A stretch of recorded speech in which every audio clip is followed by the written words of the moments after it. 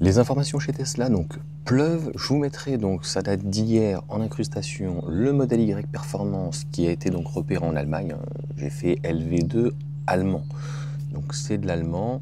Je vous enlèverai les voix off, etc. donc de ces personnes-là. Et c'est ce qui me fait dire par rapport à la vidéo d'hier que je vous disais, c'est que le modèle Y qui a été aperçu à Fremont aux États-Unis, qui est a priori un mulet, est soit un véhicule peut-être 6 places, plus grand, ou plus petit, puisque à Berlin, le modèle Y Performance, donc, il est prêt. Donc il va être très certainement commercialisé au mois de juin, juillet, septembre, ça me semble extrêmement tard. C'est plus stratégique septembre que juillet-août, ça c'est certain, d'un point de vue commercial, mais d'un point de vue, on va dire, distribution, je vois pas en fait qu'est-ce qui ferait qu'il faudra attendre encore 2-3 mois, dans la mesure où le modèle, entre guillemets, est en train de se balader.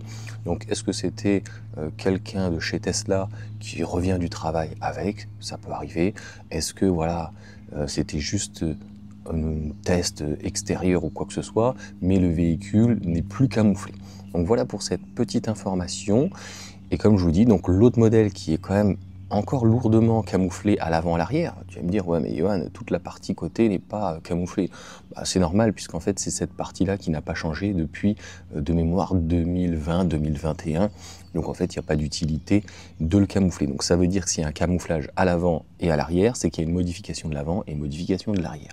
Donc sur le modèle Y Performance, on le voit bien hein, par rapport à l'incrustation que je vous ai fait, vous le voyez bien. Il y a des nouvelles jantes, donc 21 pouces, donc on est je crois toujours en Pirelli, et à l'arrière, donc il y a un pare-choc arrière, donc diffuseur, qui est différent. On aura certainement les nouveaux sièges du modèle 3 Highland, et pour ces petites modifications, ça s'arrêtera là. Moi je trouve que c'est très bien, ça fait penser en fait aux véhicules thermiques allemands qu'on avait avant de voir des RS6, des AMG GT, etc. machin, où on avait une déclinaison sportive, mais qui était plus dans la nervosité que dans le style. Aujourd'hui, c'est encore pire, on a un style de fou, et puis tu te retrouves à l'intérieur avec un 3 cylindres. Mais bon, ça, c'est un autre débat. Voilà pour cette petite vidéo donc de ce midi, samedi, pour ceux qui la regarderont en direct, et bien un bon samedi, bon week-end, profitez bien. J'en profite pour faire une petite vidéo à l'extérieur, les enfants sont posés, et puis il va faire très très chaud, donc je profite que je sois encore à l'ombre. Allez, ciao à tous, n'hésitez pas à mettre un petit commentaire, à vous abonner, à partager l'information, et je vous dis, le modèle Y donc nous réserve quelque chose donc en Europe, on le sait hein, en Chine, une 6 places va arriver, et un véhicule donc plus accessible, moins cher va arriver. À titre personnel, les deux peuvent être intéressants, puisqu'avoir du tissu à la place du cuir, c'est pas mal.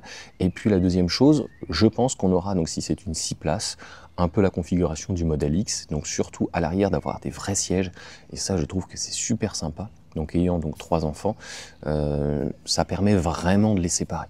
Tu vois, il ne manque plus qu'une cloison alvéolaire entre les deux, tu vois. Et puis c'est fini, phonique, comme ça on les entend plus. Allez, ciao à tous.